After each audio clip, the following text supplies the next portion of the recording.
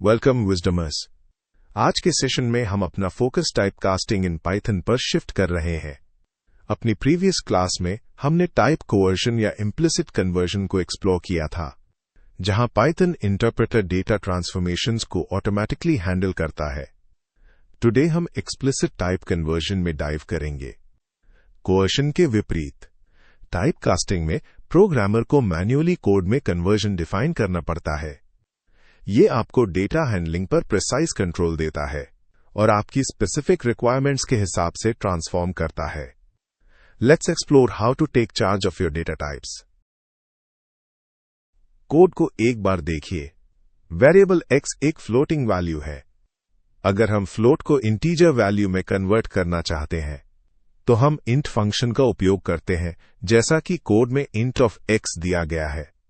10.1 का integer part 10 है। Variable y में इंटीजर 10 है। कोड की अगली लाइन देखिए, जहां x एक स्ट्रिंग डेटा टाइप है। मैं चाहता हूं कि आप हमारी पिछली UTF-8 एनकोडिंग फॉर स्ट्रिंग्स के बारे में सोचें। इंटीजर्स की तुलना में स्ट्रिंग्स के स्टोर होने का तरीका डिफरेंट होता है। अगली लाइन चेक करें। स्ट्रिंग डेटा टाइप को इंटीजर टाइप में कन्वर्ट किया गया है इंट फंक्शन का उपयोग करके। अब वेरिएबल y में इंटीजर 10 है।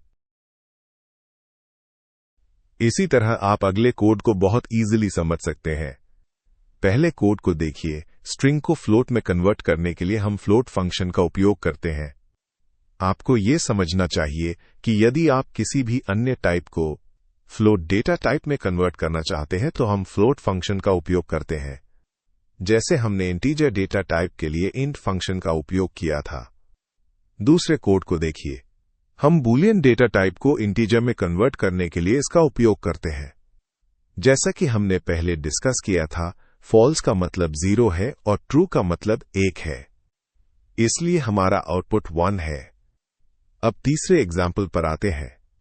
हमने बूल फंक्शन का उपयोग करके इंटीजर को बूलियन डेटा टाइप में कन्वर्ट किया। यदि हम इंटीजर 0 रखते हैं तो यह फॉल्स में कन्वर्ट हो जाता है, अन्यथा ट्रू में। अंत में आपको यह इंपॉर्टेंट पॉइंट समझना चाहिए। एक बार कोड को देखिए। हम स्ट्रिंग ab को इंटीजर में कन्वर्ट करने की कोशिश कर रहे हैं। क्या यह पॉसिबल है? नहीं। यह आपको एरर दिखाएगा।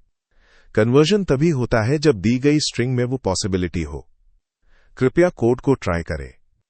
हम अपनी बात की क्लासेस में लिस्ट, सेट, डिक्शनरी और टुपल डेटा टाइप्स के बारे में डिस्कस करेंगे।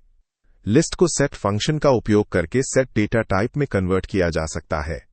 बस उन फंक्शंस को देख लीजिए, हम इन्हें बाद में इस्तेमाल करेंगे। If you are enjoying our journey together, don't forget to like, share and subscribe to stay updated.